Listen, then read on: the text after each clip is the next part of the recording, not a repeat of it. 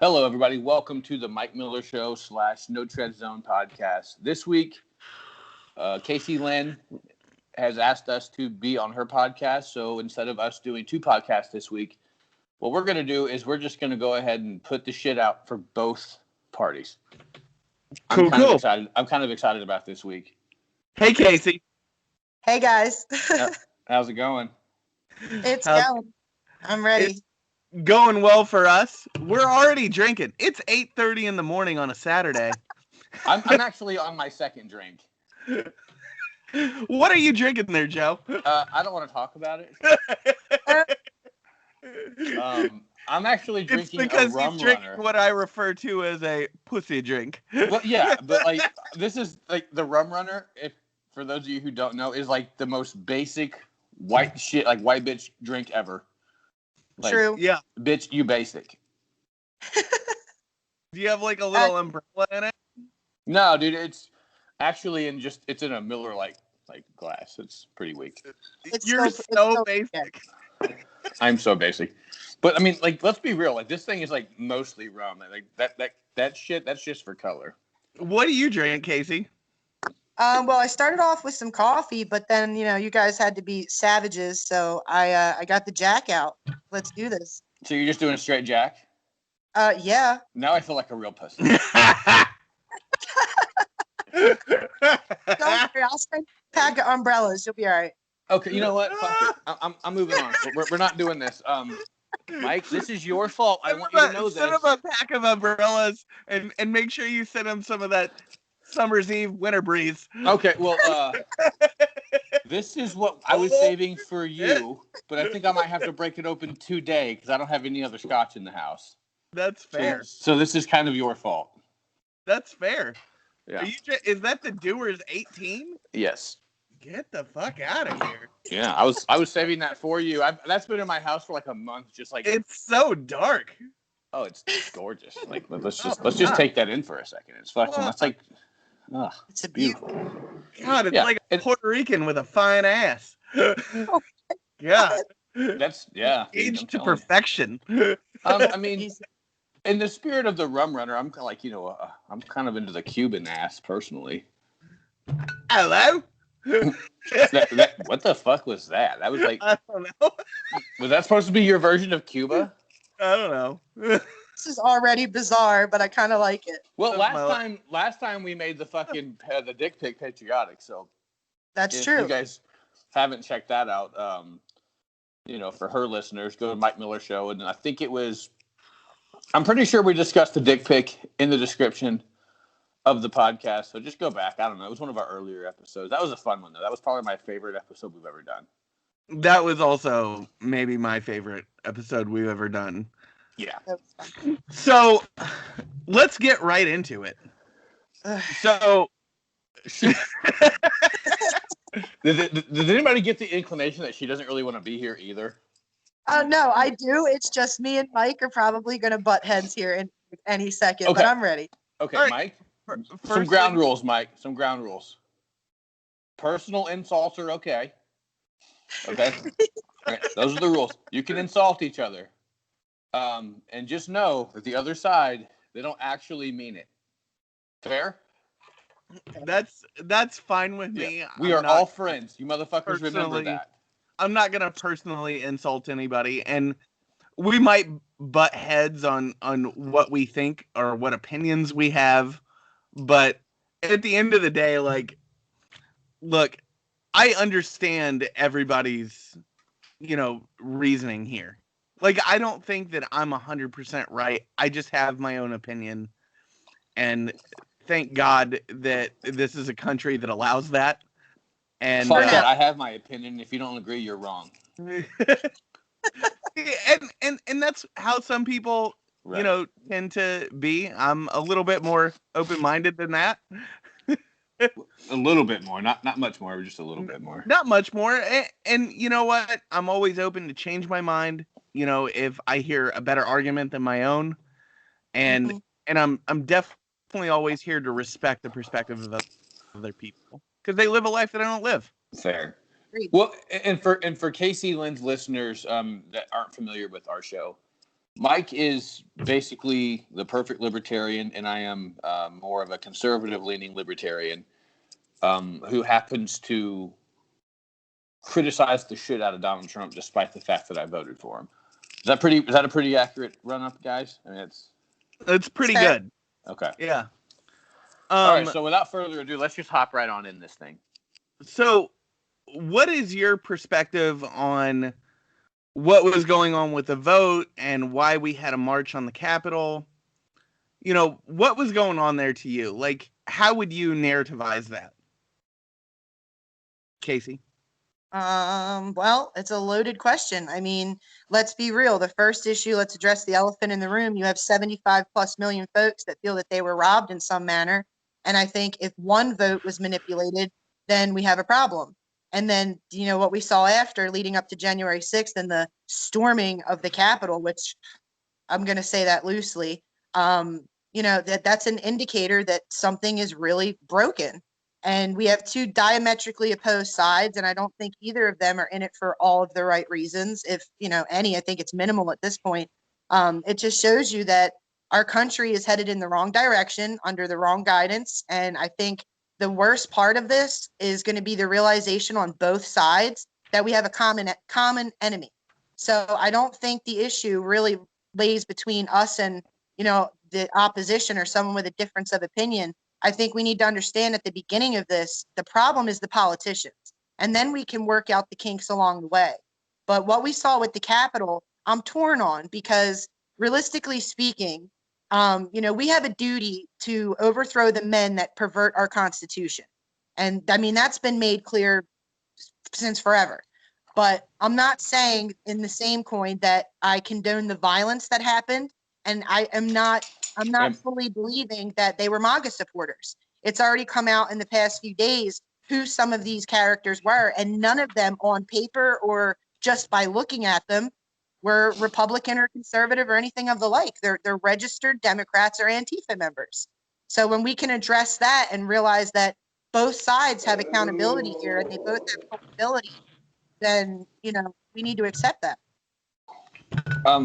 Can I caveat on that real quick, Mike? Yep. Yeah. I kind of find it to be incredibly frustrating that the media has done everything they can to out every single person that was involved. You know, fucking, here's your name, here's their background, this is the town they live in, here's their address, their phone number, and their goddamn shoe size. Right? However, in Seattle, in Portland, if you put on a black mask and you yell "fuck fascism" and you throw a fucking Molotov cocktail through a window, hey man, that's just them fighting for you know, civil injustice, and it infuriates me that there's a double standard there. That we're in the year of double standards. 2021 is coming in bringing all kinds of double standards, and that's what's infuriating, because I'm not a politician. I'm not someone who has any real like voice here other than just me speaking to people like ourselves. But I just think that, you know, what they've been allowed to do in the name of peaceful protest, we have had 4 years of rallies. Show me how many of them ended in violence. Show me how many police died at the hands of ralliers for Donald Trump. And I'm not defending Donald Trump, because I know we both have, well, all three of us really have mixed opinions on him, especially Mike. From the beginning, let's make one thing clear as well. I never once said that I trust Donald Trump or that I think he's like some messiah. I think the dude can be a dick, but I think he was a dick for the right reasons. So let that be said as well. What's your take on that, Mike?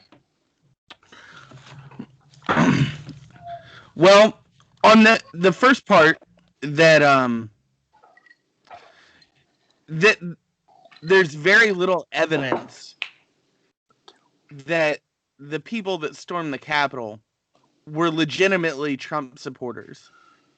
I would say that's absolutely fair. You know, in that there hasn't been an investigation. We all saw a video. We all saw the media's take on something. And the context and the narrative that we have received from the mainstream media is that those were Trump supporters storming the Capitol. But absent an investigation, I I can't argue whether that's the truth or not. And so I'm willing to bend there. I'm also willing to say that, yeah, I mean, you had people in Blue Lives Matter t-shirts assaulting police. Mm-hmm. That doesn't make a lot of sense. Mm-hmm. And I would also say that by and large, these rallies for Trump with tens of thousands of people have been historically peaceful. I've been to one. I went to one. The only protesters that we saw there, it was the "We Vape, We Vote" crowd, and they just stood there vaping their asses off, holding a sign. They were super quiet, calm. You know, they weren't. That's it. Mm-hmm. I mean, the closest thing that I saw to excitement from the crowd there, outside there was like probably an 11-year-old black kid running around yelling "fuck Biden," which I was so happy about. Yeah, he was so proud to be running around yelling "fuck Biden." I was like, "Fuck yeah, this kid got it figured out." Well, see, I can say the same because we had the Trump rally here in January of last year, and many turned out. Some people even slept on the sidewalk. They Oh, slept dude, at I couldn't get in. We were there early and we couldn't get in. Well, I work. Luckily, I'm right across the street from where the venue was. But the only people who showed up that were rowdy were people from BLM, and they were at the end of the boardwalk with their little signs and their rhetoric, and that's fine as long as you're keeping it peaceful and say what you want. But the problem that I have is the media and the government have become just a tag team that the people weren't ready for, because you got the people who enforce the bullshit, and then you got the people who spread the bullshit. And if we were able to somehow take that media and bring it back to what it's supposed to be, where it's independent, let the people decide, we may not see such a boiling pot right now. We would still have a chance, because when you give someone the ability, you present them the facts, you let them make a decision, they are automatically are going to feel that they have a bigger dog in the fight, because their opinion then matters. But when you're being fed talking points from people who have been oppositionally held for the last 4 years, you're not going to garner the truth from that, and you're only going to create a further divide. Well said. Do you guys have anything else to caveat on that? Because there's a few things that I would like to hop into. Yeah, go ahead. Okay, this is more for Casey because I'm pretty sure I know where Mike stands on it. What is your thought process as far as the Biden administration and what their first year would look like? I think it's going to be hell. I think he's going to ride off of all the, things that Trump was trying to get done or had already put into place. And, we're already seeing him say, I'm going to provide this, I'm going to provide that. These were things that were already set in motion should Donald Trump have a second term. But I do not think we're headed in the right direction at all when a man who's done nothing with 50 years, like, what are y'all expecting? Because we already see within his administration and the people he's they're pushing for the European standard of free speech, which is not something that we should want to adhere to. The fact that they even want to make that move, that's a dangerous precedent. So I don't see anything of what he's going to offer. Even as a VP, he really didn't offer too much. So if there's something that I'm missing, please tell me what positives could come from Joe Biden being our president. Well, I think this kind of goes back to what we've been saying on the Mike Miller show all along. Anybody that votes for Biden, they're not voting for Biden. They're voting for not Donald Trump. Mm-hmm. Like, don't get me wrong. There's probably 5 to 10% out there that honestly think that Biden is like a really good option. Mm-hmm. But for the majority of us, I think we're all kind of like, where the fuck does this dude come off talking like he's actually going to do something? If you want to talk about a puppet politician, this dude, he's kind of as big of a puppet as you're ever going to get. Right. But one thing that concerns me, though, even just by looking, you don't even have to read through, usgov.com what he proposes to do. Just by his tweets, it's going to be a free for all. Literally, he wants to do everything free. This free, we're going to have federal assistance and we're going to have free housing and this. No, we need to stop with that pipe dream. Okay, that's not how a country runs. If you start giving out handouts to everybody, where's the incentive to keep your country whole? right. Well, the thing is, to let the government solve your problems. If they're going to pay for housing and all this, like, how does that? Like, here's the thing: like a person like myself, My house is paid for. Thank God, because that shit was. Oh, I don't want to get into that. But my house is paid for, so it's like my taxes also go up, but I do not receive free housing, but my taxes will sure as hell go up. How does that work? All right, I have a few things on this. Let's hear it. And that's that. Look, I'm not for free everything. I'm not for free anything. Honestly, I wish the government would just keep its goddamn hands out of my pocket and let me earn and fucking live in fucking peace. Amen. But that Yeah. being said, this is class warfare. Mm-hmm. You know, I'm not saying Joe Biden is by any way the proponent of the fucking middle class, for sure. But let's not be confused here. Neither is the fucking Republican Party nor fucking Donald Trump. You know, Right. we on that. passed a $950 billion defense bill. I seen it. 980, just so we're clear. $980 billion defense bill. Is that for the middle class? Like, No. obviously fucking not. No. It's for large-scale defense contractors. Like, Donald Trump spent more in his first 4 years than Barack Obama did. There's no fucking president out here. There's no federal government out here that is looking to spend less federal money. Right. They're all incentivized negatively to be self-important assholes. Mm-hmm. The only question here isn't who's the president of the United States, who's the leaders of the federal government. The question here is, how do we get back to states' rights? How do we get back to having a country that is governed by a constitution and respects federalism as a practice and an idea? And to be honest, like, I think when Democrats overstep, you have Republicans that are in the wings waiting to pounce. Mm-hmm. And when Republicans overstep and overspend federal money, the Democrats give silent applause. It's a big pendulum, dude. That's all political shit is. It's just a big fucking pendulum. Right now, it's swinging super to the left, right? Yeah. It'll come back the other way because the other side will inevitably fuck it up. Yeah. I like the conservatives as an opposition party. Like I do. I think that they are, until they figure their shit out, until they understand what it is to be a fucking conservative, because I don't think they do now. Agreed. Not when you're spending fucking money hand over fist every fiscal year. That's like not conservative. Out of power.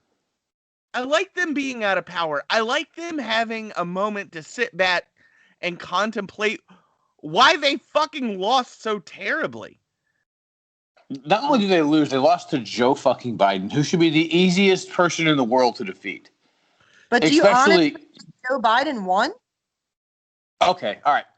Mike, I'm doing it. All right. Okay, let me start out by saying, here's what I want to premise this conversation with, right? And that's that after reading the Constitution, after reading the Federalist Papers, like in depth, in plain word, I don't think that the vote matters as much as people think it does in terms of electing a president. We're not a democratic country. We're a republic. And in this country, the states really do have control over their own elections. Yeah. And they are not required even to hold democratic elections. They can just seriously elect whoever they want to vote amongst themselves. And when they pass that up to the Congress, then that's their vote as a state. Like, in terms of voting for a president of the United States, it's the least democratic vote we have constitutional authority over at a federal level. Which is a problem. I mean, maybe. Probably. But maybe that's how it was set up. the President of the United States is meant to be the least powerful office in the land. It's meant to be a figurehead, basically, unless there's a time Well, of then war. somebody needs to fucking remind our last, I don't know, like 8 presidents. Thank you. Yeah. No, somebody needs to remind our fucking Congress. I think everybody needs reminded. Everything you just said, most people don't know. I Most didn't know people that. don't want to hear. Most people don't even want to agree with that. And that's where the problem comes in, because there's so many people going off of different definitions of what should be. They have no idea what they're talking about. But even back to my initial point, regardless of the Constitution or the state's constitutions or the power that within, listen, Joe Biden, if you're going to try to get me to believe a dude who couldn't fill 3 fucking lawn circles won the presidency, nah. Okay. I'm sorry. All right, here's the thing. This is where we're going to disagree. Donald Trump is such a fucking asshole, such a self-celebrating asshole. It's not terribly hard for me to believe that this fucking guy lost the election. 2, they took it to court. Not once, not twice, 60 fucking times. Nothing. Because some fuckhead got on Twitter and said, hey, Dominion fucking servers just got raided by the United States Army. And then it becomes fucking fact, and then that just builds the bullshit. If I can bitch about anything regarding the conservative movement right now, the fake news is fucking out of control, and it's worse than the liberals in 2016 when fucking Donald Trump won the election. Everybody calm the fuck down. Is it really that hard to believe that Joe Biden beat fucking Donald Trump? Yep. To me, no. I don't think it is. Mike, where you at? First, I'd like to hear what Casey has to say in rebuttal to that. Like, Okay. I mean, obviously, you know, I'm not here to vehemently oppose anyone's No. We're not here to attack anyone, right? We're all friends at the end of the day. Yeah. And we are very, very much against each other on this little fact. But I don't dislike anybody because of their stance on it. But I just think that, like, in my personal thought, is people want so bad for there to be a conspiracy theory, and it's just so much more plausible that what happened really fucking happened. That's just how I think. Nothing wrong with that. Right. So we would like your rebuttal if you got one. But I mean, I don't believe it. I don't see how a man who has literally not been productive at all ever, could take a country and be like, okay, I'm going to take everyone that doesn't like Donald Trump, and there's that many of them. Like, I'm sorry. I fail to acknowledge or believe it. First of all, I respect that, and 2, never apologize for how you feel. You shouldn't have to. Fuck Touche. that. Like, yeah, apologies are for pussies. We don't do that in America. All right. I'm bored with that. Yeah. But let it be said, though, whatever I do say to y'all today, and like what we share in whenever we have, you know, these wonderful exchanges of ridiculousness and alcohol at 8:30, 9:30 my time, y'all will always come before politics with me, and even when and I want to figure out a way to bridge that understanding and maybe move forward in a way that we can change it. I can respect that. And I'm proposing that you run for office. That would be awesome. That would be awesome. But in honor of that, right? What I'm gonna say is that I don't disagree with you there. I think Donald Trump was the much more popular person, right? Amongst his own supporters, he was much more popular. But if we're going to say, and I think it's correct to say that the country was a 50-50 split between supporting Donald Trump and not supporting Donald Trump, right? I think that's like a fair statement. Right? Or like a 50-50 split between liberal and conservative almost anyway. Yeah. I think Sorry, Donald I'm distracted by Joe making this fruity drink. Okay, go ahead. Yeah. Fuck you guys. You know, you don't have to say fruity. You can say what you really mean. I meant fruity, but I mean, we could take it somewhere else. I just was going to keep it light. You know what? I'm going to take my ball and go home. Fuck you guys. No, you're not. No, you're not. You keep your flat ball and you sit right the fuck there. You're in it till the end, dude. Fine. Say that lovingly. You take your inverted scrotum and you sit right there. I hate you guys. Anyway. Fuck. Anyway, what I'm gonna say is that I think it's completely plausible to believe that almost no one voted for Joe Biden. But I think it is plausible to believe that over half the country is just done with the Democrat-Republican divide. Now, there we can agree. So if I go a little bit deeper into that, I think influence voted for Joe Biden.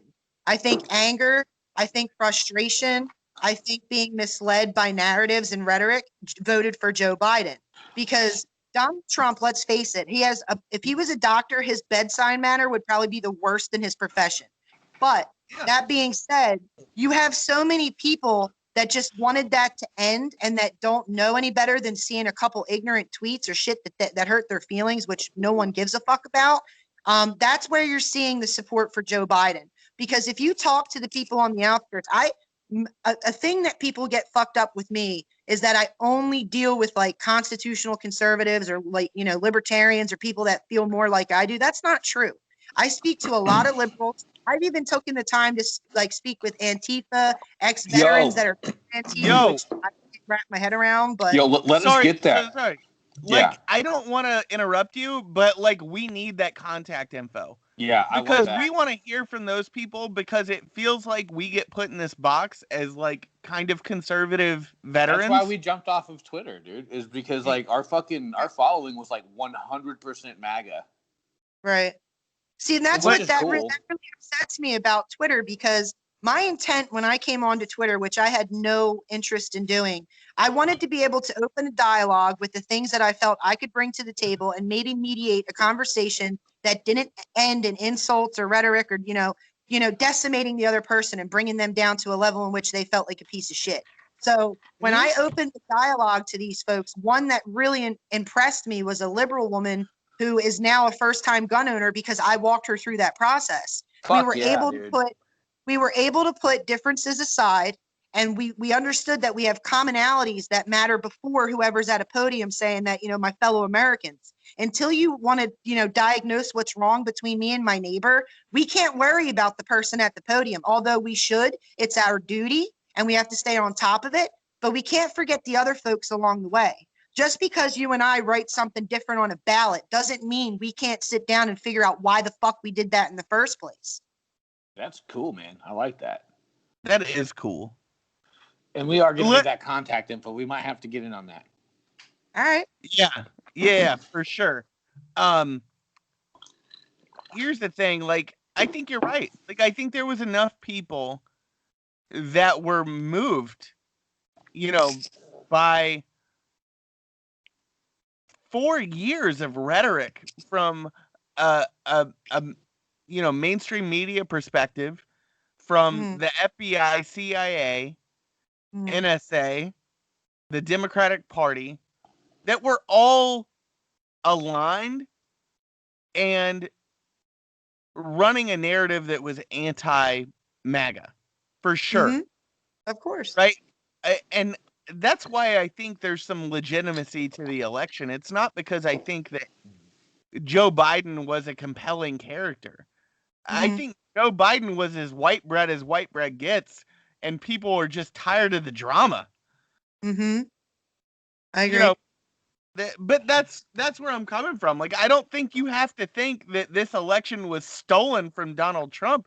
I think Donald Trump was just too polarizing of a figure. If I may, Americans, please. If I may, if we can take the first premise that feel that this was a legitimate election, I feel it was legitimate in the sense that Joe Biden, yes, he probably had more backing than we care to admit because of your you got your 3-letter agencies and everybody on board to thwart the guy who was never a career politician. But when you have 75 plus million people, whatever their reason for it is, if someone is contesting an election, albeit it is lower on the totem pole in terms of power, like we've just discussed, what we need to understand is if that's not being heard, they're not doing their job.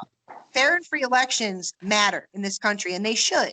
They absolutely should, because what we're seeing right now is the other end of that. And if we let it continue with people boiling over thinking they were robbed and then other people thinking they're justified and pointing the finger and saying, ha ha, you were robbed, we're You get the never going to capital be able rights to all the time. peace Yep. in the middle. Never going to be able to come to a place where we can agree. And we're going to ruin the very structure and longevity of our republic. And, that's why I read the Federalist Papers, before we had this conversation. That's why I was reading and I was making notes all week in preparation for this conversation. That discussion right there, and that's that. You're 100% right when you say that fair and free elections really do matter, right? And that's why we have in this country, and why I think this is different, and I think why we feel like this is different, right? The whole concept of a republic and a federalist republic, like if you really read, was meant to to to negate factioning, right? To stop movements like BLM and Antifa and Trump from gaining, and MAGA, I guess, now after the whole Capitol thing, from gaining this kind of popular support. Because in democracies past, in like Greece and in Italy and in Rome, that's exactly what happened. Yep. Like that, those countries tore themselves apart because of factioning, right? And that's why we have a Supreme Court, and why we have states that matter, and why state laws matter, and why we have a Congress, and why we have a Senate, and why we have an office of the President of the United States.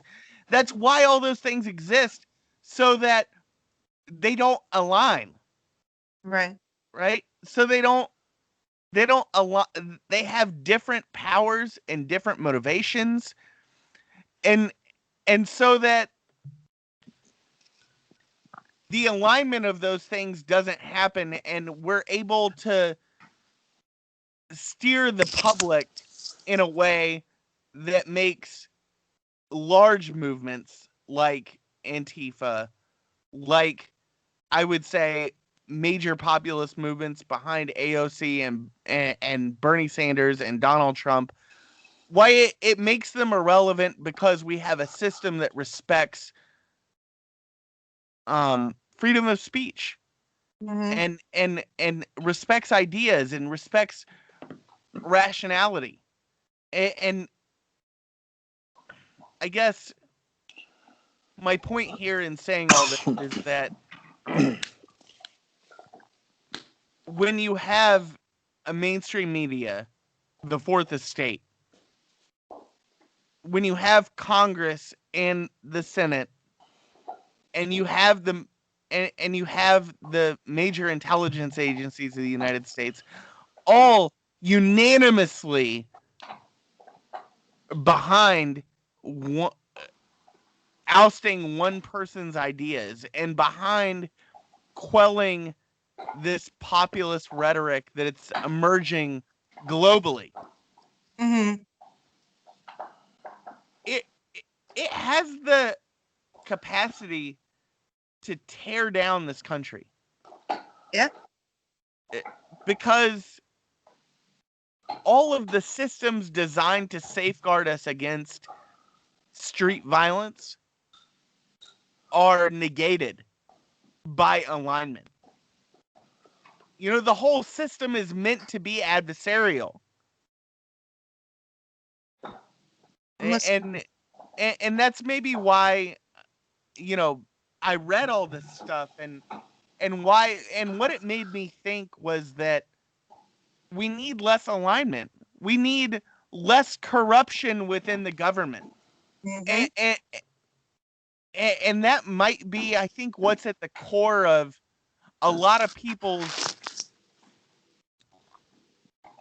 distrust of this election, is not that the government is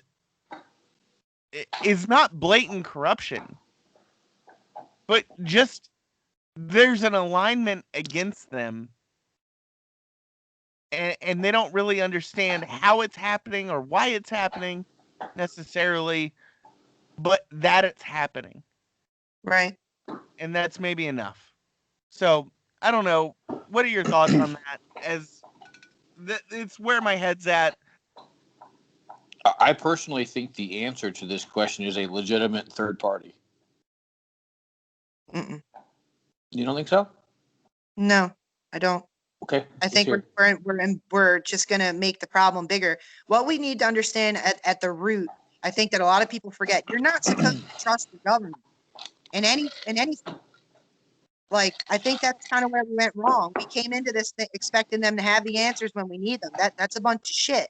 And personally, I think beyond just the election, they've seeped into way too many facets of our lives. And if we go ahead and throw a fucking third party on the burner, well, something's gonna be just disrespected and let go. I mean, there's just gonna be too much to watch and too much. It's just way too many hands in one pot for me. I'm sorry, I can't. Well, I can't I think if you have, say that the Libertarian Party finally gets its shit together, and I'm trying not to be biased here, but say that the Libertarian Party, being the biggest third party that there is, they finally get their shit together. What that's going to do is that's going to make Democrats and Republicans alike be fucking held accountable. Because right now it's like either you're left or you're right. That's it. That's all you got.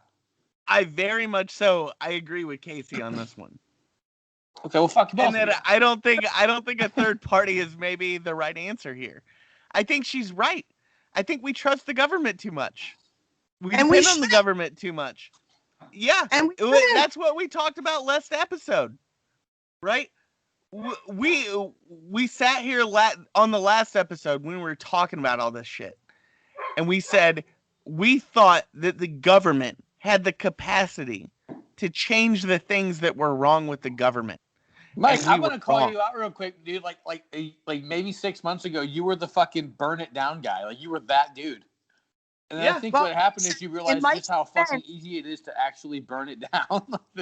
Never thought I would say this, but in Mike's defense, in this area, I think there's things that are subject to change. And when the people start, not everyone's going to wake up the same time. There's going to be people, like we're discussing this now and we can align on it. There's going to be people next week that might wake up that were staunch conservatives that may feel the same.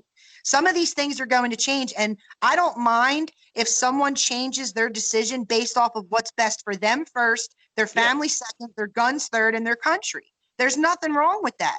But right now, if you look at it, like we've been saying, the government comes in, they present you with a problem, they get you on a program, they get you into 10 more problems. The media backs that dependency. They make you feel like, oh, those guys with the pins on their lapels give half a fuck about us. No, they don't. That's why we're seeing our money get funneled into Pakistan to look in your pants and tell you what kind of fucking gender you are, and then it gets shuffled back into their pockets. This is all wrong from jump. They've gotten too big, we've gotten too silent, and we've trusted them. It's like trusting a lion not to eat you if after it's not eaten for 7 days. It's ridiculous. How do you turn this fucking ship? Because here's the thing. At the end of the day, here's the thing. What they say that this is the people's house. This is the people's government. And that is unequivocally bullshit. Because if I walk in there right now and we have this conversation, they're going to say, fuck this dude, get him out of here. Or they're probably going to label me a fucking extremist because, God forbid I read the Constitution.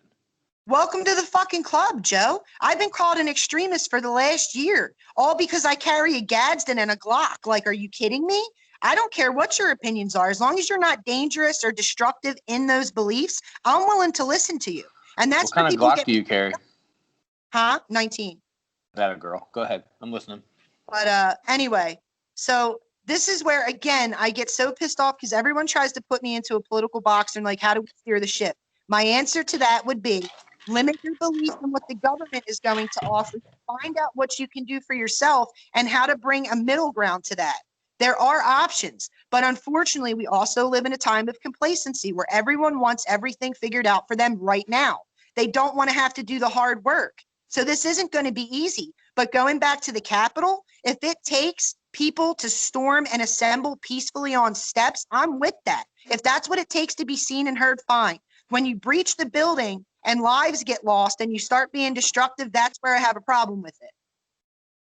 You know, I think it's absolutely troubling that there are currently more troops in Washington, D.C. than there are in fucking Iraq and Afghanistan combined. And Syria, all combined, all three. Oh, and Syria. I didn't know that. And Okay. Syria. So you listened to our last episode, right? Yes, sir. After listening to this, right, after hearing you talk, what is it that you disagreed with from our last episode? Because it seems like we're in a very similar place. Well, that's what's kind of surprising to me this morning, because I thought we were going to be more opposed. But like I said, when you open a dialogue, we can meet these middle grounds. We can see we're not so foreign. When I listened to your podcast and I heard you say like Trump, deserved to be impeached and the election stuff, We were going to get to that in a little bit, but go ahead. But hold on, we've explained why I was mad about that. Okay, because just hearing it off the top, people are going to hear that and be like, "Yep, Trump's a dick. He deserves impeached." But factually speaking, I mean, let's break down how he got impeached and why you would do that shit with 8 days left. So, I mean, I think now that we've actually had more time than just listening to a podcast, which I wasn't involved in, I'm able to ask you the things and clarify where I did find discrepancies. And we're not so different. That's cool. Yeah. Yeah, I mean, and let me kind of clarify where I'm at on what Casey just said a little bit earlier. You know, we trust too much in our federal government, and not nearly enough. We don't give nearly enough strength and power to our state and local governments, and we also don't have nearly enough participation in our state and local governments. We don't respect the market nearly enough. I would say that the media is not the fourth estate in this country. I would say that corporations are the fourth estate in this country. Okay. And corporations, without the hamstringing of giant bureaucracies and rule of law, are really the engines for innovation. Right? People like Elon Musk, I think, where they're really doing things that have impact and change the game. I think are important in this country and important people to raise up. Elon Musk, he doesn't I don't even think he necessarily wants to be rich. I think he just wants to pursue his ideas. I think he just wants to innovate. And I think that's why he's moving from California to Texas. Because of flamethrowers. Because he just wants to do his fucking thing in peace, and we should fucking let him. And it's not the place of the government. As a Texan, I personally love that all these major companies are moving to Texas. Like, that's awesome to me. I love that. The NRA just jumped in. Yeah, I saw that yesterday. It's not the place of the government to give you a paycheck. It's not the place of the government to rob from the middle class and the rich also to give the poor money. Mm-hmm. It's not their place. Be careful, buddy, because there's so many people that would disagree with you. There are, and I'm okay with that. I love that. We're all here. Those rich people, specifically the ones like Elon Musk, who are innovating the future,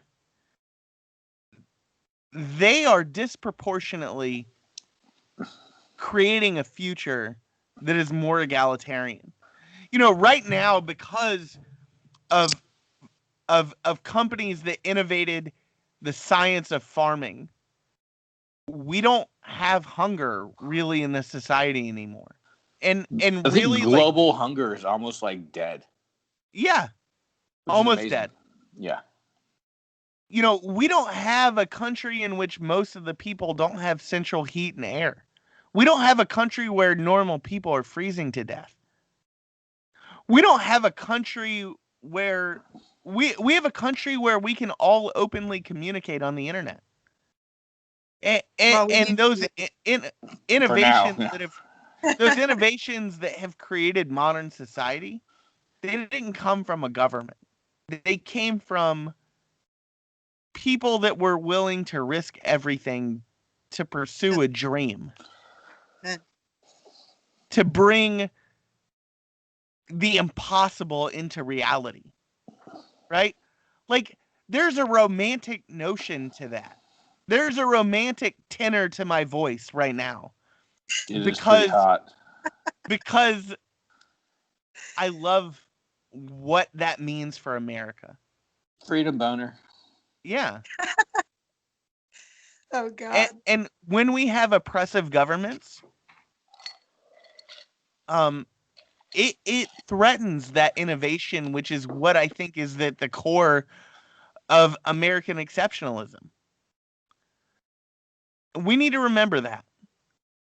We need to, if we're going to be the opposition party in this country, because that's what I think we're going to be for the next 4 years. We need to make the most of it. We need to say that if we come back into power, if the conservatives are to get power again in this country, we will limit the power of the presidency. We will drain the swamp, if you will. We will respect the role and the rights of state and local government, and we'll keep the hands out of the pockets of the people. We'll be more fiscally conservative. We need to take a real strong look at the conservative movement and where it's lacking. And if you think that Joe Biden is a garbage candidate that should never have won, maybe we need to take a long look at the conservative movement and say, why did he win? Well, I agree with that. And I think one thing that you can say from what you just said is the fact that we are lacking in multiple arenas, which is how this guy could even be hoisted up as a president. So we need to figure out the areas where the leaks are, patch those up, and then come back and, let people know we're in this. We have values, we have rights, we have things that we're going to defend, whether they like it or not. But that doesn't mean anyone who disagrees with me is exclusionary, that I can just, send them away and not hear what they have to say. If we want to make this work, we have to want to do that. Yeah. Like 1,000% on that. And you know what? Here's the thing, man. Donald Trump, what he was really like, I didn't think he was particularly intelligent. I thought he pointed out a lot of problems that were so goddamn obvious and apparent that you could build a movement of people around it that didn't have to be sophisticated. They were just normal people. And when you pointed out these problems with our country, they could look and they could be like, yeah, that is a fucking problem. That affects me personally. And where I think most in a democratic republic, where I think most of those problems lie are in corruption. We have a lot of policies in this country, like a $980 billion defense bill, that doesn't make any goddamn sense. Yeah. Like what we do with healthcare, it doesn't make any goddamn sense. The way that the FDA overregulates new drug production and stems innovation doesn't make any goddamn sense. And that's what I think Trump pointed out. And that was, I think, if you want to look at a positive of the Trump presidency and what it represented, I think that's it. It pointed out all the corruption that exists in D.C. Now, I think you can go further than that. I think we as conservatives, need to follow up on that. We need to think what the policy solutions are to fix those problems. And we need to come back smarter, more litigious, and better. And we need to represent solutions to the people. Because I can guarantee you one thing. under a Biden administration, it's not like those problems are gonna get better. Right. Well, I think the other danger to that and the other issue that we're going to face is I'm all for opening a dialogue. I know many that are with the people that oppose our opinions, but the problem is we've become so divided. How do we get to that point? Because I'll be honest with you, asking me to unify with the same folks that burnt down churches and burnt flags and ran through cities for months. I'm not saying that like that bolsters my argument, but it's just very hard for me to be able to align with someone or even try to reach a common ground when all they've done is destruction. Well, So you're a to me, fascist because you voted for Trump. yeah, well, That's what it comes down to. Like, I'm with her on this 100%. How are you supposed to see eye to eye with somebody who's going to call you a fascist simply because you voted for somebody that they're opposed to? You're a fascist for that. Like, the word fascism has been fucking pretty cheapened as of late. yeah, well, meanwhile, they got folks crowded outside of a bookstore demanding that a book depicting Antifa be pulled off the shelves. Hello, you want to talk about fascist tactics? Because that's what that is. That's exactly what that is. When's the last time you saw a bunch of MAGA supporters outside of Barnes and Noble because of Barack Obama's face or his man wife's on a shelf somewhere? You never seen us do no shit like that. Did you say man life? Yeah, I did. Jesus Christ. Go ahead. All right, I'm listening. you know what? Maybe the fact that Joe Biden is going to be the president and that Joe Biden is so antithetical to anything populist. And I would say that Antifa and BLM and MAGA are all populist. They share that, right? They might have different, and honestly, I think they recognize a lot of the same problems in this country. Mm-hmm. They might have different solutions to those problems, but I think they share a common understanding of what the problems are. I think that's what we can build from. I don't think Joe Biden is going to make it better. I agree. If I may, that might be your end. A person that I'm very close with and care a lot about spends a lot of time in a capacity in which he's able to speak with people who you and I would consider diametrically opposed. But at the end of the day, the answer comes back the same, more probably 9 times out of 10. Antifa, BLM, none of them support Joe Biden. If you were to ask them what they're angry about, I would love to know beyond the fact that they hate Joe Biden. But I agree. We see there's problems. We just have diverging and different ways of going about fixing them. Some people, let's be honest, in each crowd, all sides, doesn't matter. There's going to be the people who just want to yell because they want to hear themselves yell.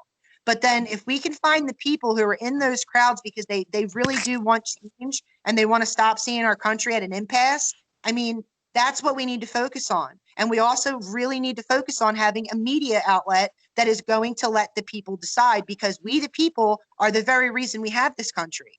I mean, I just think in order to fix this and re-steer the ship in the right direction, we need to understand our common enemy is the same thing, and it's your fucking federal government. Yeah, okay. I'm with that. And let me ask you a question. Do you think Joe Biden is going to be detrimental to that, or do you think that he's going to be positive to that end, to people understanding that the enemy is the federal government? I think he's going to be positive in a small percentage in that way, which is exposing the swamp for exactly what the hell it is and how much of a hindrance it is. But I also see that common ground can be lost very quickly when you're proposing shit like $15 an hour minimum fucking wage, when 1.3 million businesses will then become a casualty of that fact. So whatever we can build up in the interim, we may lose based off of his policies, which are bullshit. This is the same guy during the last presidential debate said, I have a plan to end COVID.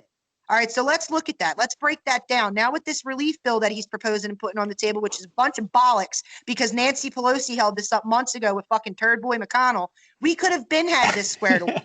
We could have given the people what they needed, and we could have helped aid the desecration of our nation. But no, we're going to sit and hang on the fact, was it Orange Man who said it, or was it fucking demented Biden? Look, at the end of the day, like I said, there's a way to do things. Joe Biden's policy and the implementation of forcing vaccinations, you're going to need papers, you're going to need this and that. It's bullshit. Whatever we can build up, we're going to lose when you have a guy who's being led by 38 different people and doesn't know what day it is. So I'm hopeful for the people, but it's the people leading the people that are going to hinder whatever progress we can make. Damn, that was well said. I don't disagree with that at all. Would you call McConnell again? Turd Boy McConnell? I'm down. Okay, I like it. We can go Cocaine Mitch. I mean, it's up to you. But here's the thing: like, Cocaine Mitch is such a cool fucking name, and the guy kind of. This is exactly why I voted for Biden, though. I mean, just so that you know, I voted for Biden. I know. Cut me deep. I know, Doc. But this is why I voted for Biden. I don't think Trump can fix things. All right, but wait, stop, pause. What do you think Joe's gonna do? Like, just let a girl know. Why are you hopeful here? Because I think that he's the swampiest swamp person ever. And if people can't understand through a Joe Biden administration what the swamp is, I mean, just look at what he's already proposing. He's already proposing another lockdown. Do you think people want that? No. No. But you know who benefits from that is multinational corporations. The companies that can afford to survive, right? The people are going to rise up against this bullshit. And when the conservatives come back, we need to come back smarter and better and more capable and with better answers. True. But Donald Trump is not that answer. Donald Trump spent more fucking money than Barack Obama. Donald Trump is just as is leading us down the exact same road to federal totalitarianism that Joe Biden will lead us down. Okay. But because he does it with a populist rhetoric, it makes him, in my mind, more dangerous. To me, I think they're all at least dangerous. I don't disagree with you there. I think they're all dangerous. I kind of do disagree with that. Just because, like, Trump, he kind of speaks from a militant place from time to time. Like, Biden, he doesn't even fucking, like, oh, look, a fucking butterfly. Like, he's retarded. He has no clue where he is half the time. So I don't think he's really all that militant, considering, well, he just needs a good shot of Metamucil and a poop, and he'll be fine. But yeah. But, I mean, I think if you look at what this government is going to come to in the next 4 years, it's just going to continue down the same lame-ass fucking road. And then you're going to get someone like a Dan Crenshaw, someone in that realm. That would be awesome. Of people who's going to say, look, man, I went to Harvard. I'm not an idiot. I'm also not a totalitarian. I'm a person that believes in rule of law. And this is the set of policies that we can go back to. This is the constitutionalist understanding of America that we can go back to. That is going to get us where we need to go. But this is how you. If I may, I think Donald Trump was important. Right? 1 second. I think Donald Trump was important in pointing out the flaws that exist. But I don't think that he is a person with the level of sophistication necessary to solve those problems that he pointed out. And I think his ignorance to that sophistication, the level of sophistication necessary to fix things, and the amount with which he was fought against by the state exposed everything. And I think the last thing we want is for the government to be exposed, and then for the person that did the exposing to be illegitimized. Mm-hmm. And I think 4 more years of Trump would do exactly that. It would illegitimize him. Okay, let me, if I may. Here's where. Okay, say that Dan Crenshaw is our 2024 candidate. He clearly has my vote, your vote, and Casey's vote. There's no doubt about that. And I understand that he's incredibly smart, he's well-spoken and all that. But do you think the left is willing to listen to a guy like Dan Crenshaw? I don't think the left but I is don't listen to anybody. Right. No, and I don't think they need to. He's dynamic. He's young. He's dynamic. He's smart. The smartest thing that the left could do is they could elect Kamala Harris to run against him. But I don't think they will. I think they'll elect another old white guy who exists in the exact same proportions as everybody else they've ever elected. I don't think that they are a party of innovation. I think that they gave Kamala Harris the vice presidency just specifically to shut up the radical left. Yeah. I think woman Nancy of color. Nancy Pelosi is the leader of that party. Well, yeah, no shit. Yeah. And it's all about institutionalism. There's nothing about the Democratic Party to me that is radically left. They're radically institutionalist. Well, I don't know. I think that for a few weeks there, post-election, they were kind of making that push to make more of a moderate stance, and I think that's all been abandoned. I really do, because they were a lot of Democrats were condemning AOC, and there was a little bit of movement behind that. And now it's almost like AOC has a fucking whole new platform. It's kind of crazy. Yeah, AOC was over there saying we should form a committee. We should do this, we should do that. And then all of a sudden she changed her fucking tune. Yeah. Dude, I'm telling you what, man. I'm telling you what. Nothing is going to happen the first 2 years of the Biden administration. He is going to accomplish nothing. And that's because they're not really leftists. I'm telling you. They're not really as leftist as people are thinking. They are institutionalists. They are going to keep their corrupt assholes. They're going to keep things exactly the same. They are not going to reward the far left at all. Just like they're not going to, just like the Republicans aren't going to reward the far right. They're institutionalists. Joe Biden is evidence of this. He's never been anything other than an institutionalist. Well, a douchebag, but yeah. Yeah. They're swamp creatures. All of them. Yep. Mm-hmm. Well, do you guys have anything else, or is that about wrap it up? Mike? I don't really have anything else. I think, oddly, we came to a point of mostly agreement throughout. Just throughout. Which is super disappointing. I was really wanting you two to get into it. Yeah, I know. And you know what? I'm glad that this is what happened, because this is just evidence that reasonable, rational, sensible fucking people we have minor disagreements over form, but by and large, we just want this country to be successful. As it should be. Yeah. I'm sorry. I'm just watching my dog lick the fucking floor. Like, what is your deal? And he's looking at me right in my eye as he does it. Like, what are you doing, dude? Anyway, continue. I have a question for you, Mike. All right. Yeah. So the one thing you did say, you blame Trump in some regard as to what took place at the Capitol. My question is, how? I think that when you have I personally believe that a lot of that Joe Biden won that election. Mm-hmm. And I think when you make it,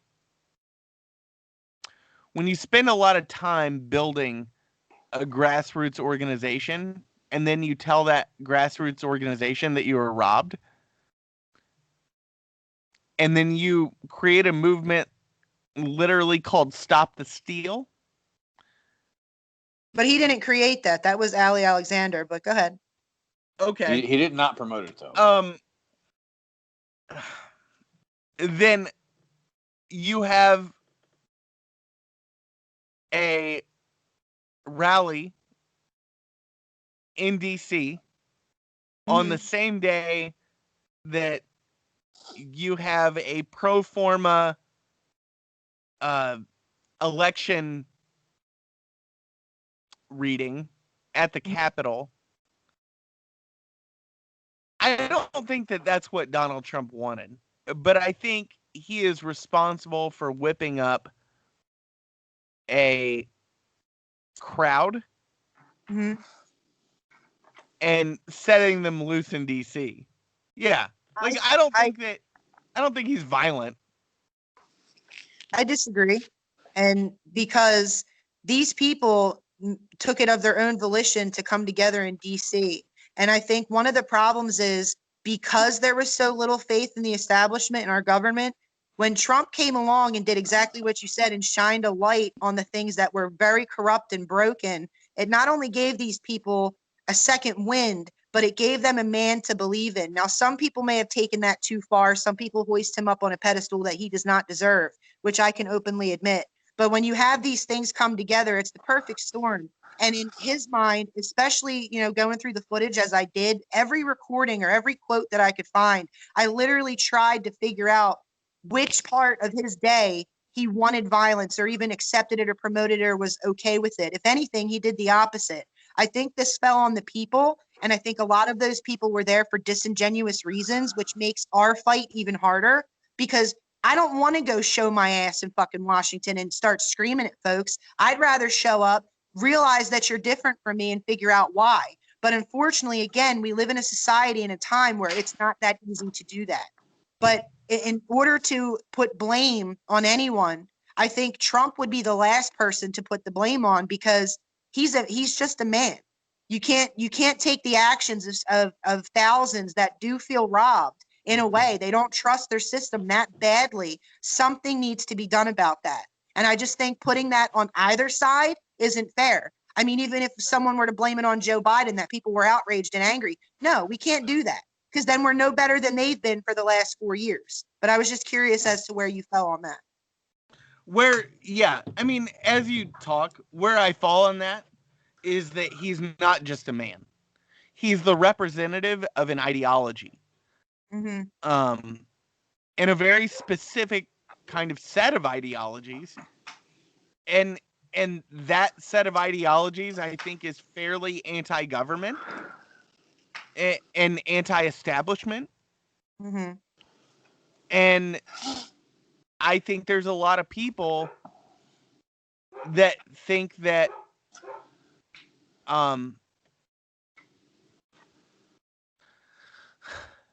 that mob justice, that our Second Amendment rights exist to overthrow a corrupt government, right? And that we have a corrupt government, Mm-hmm. and that showing force to that government is important.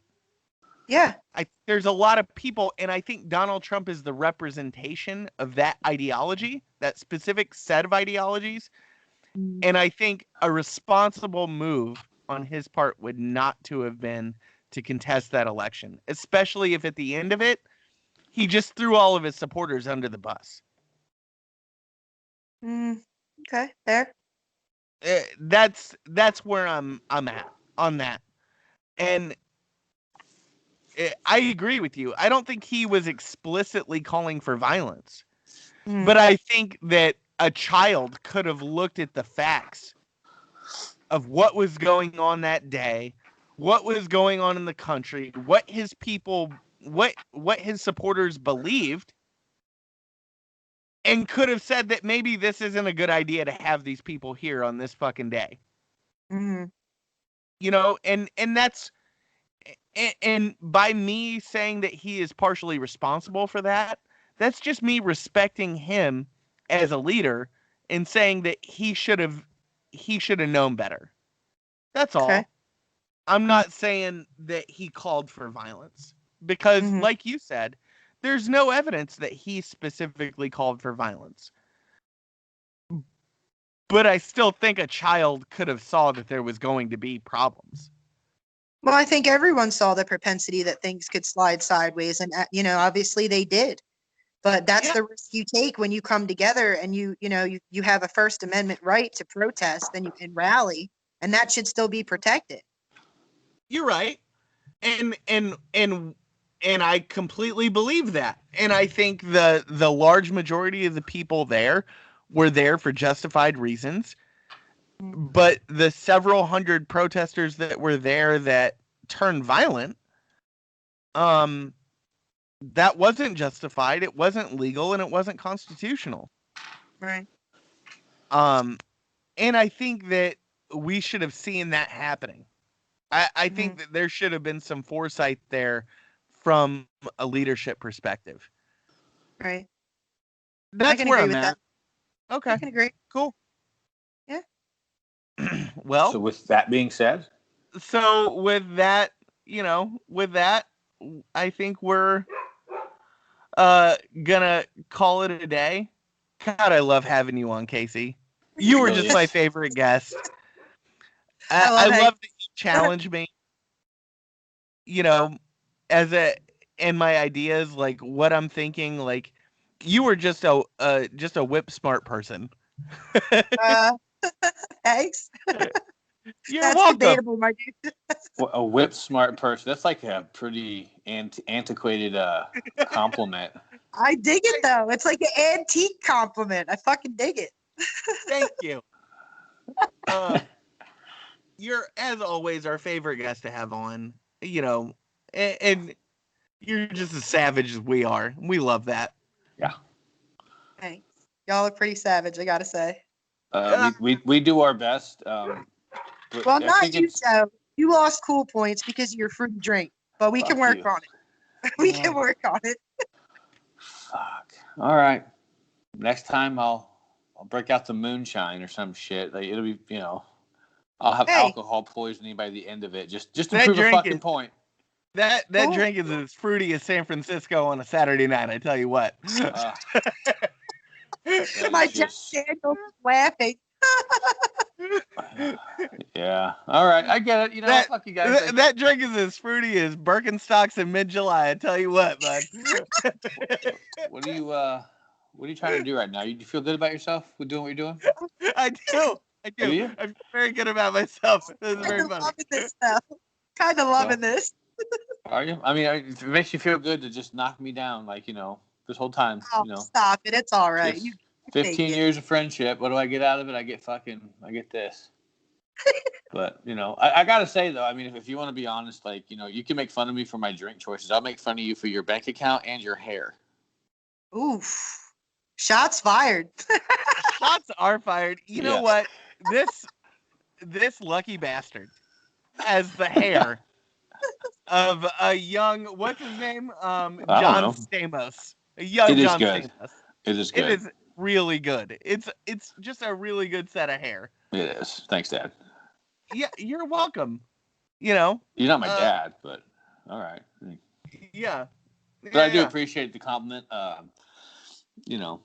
Hey, you know what? Fruity drink. Whatever. I got the hair. You're still cool. I mean, you got bomb hair. It's just your cup. Just keep it down on the table until we're done. Yeah. Fuck. Oh, well, at least I didn't have a And straw. if you run out of room in your mouth for that drink, you can always store it in your second chin. Fuck. Somebody call a social worker. His feelings are hurt.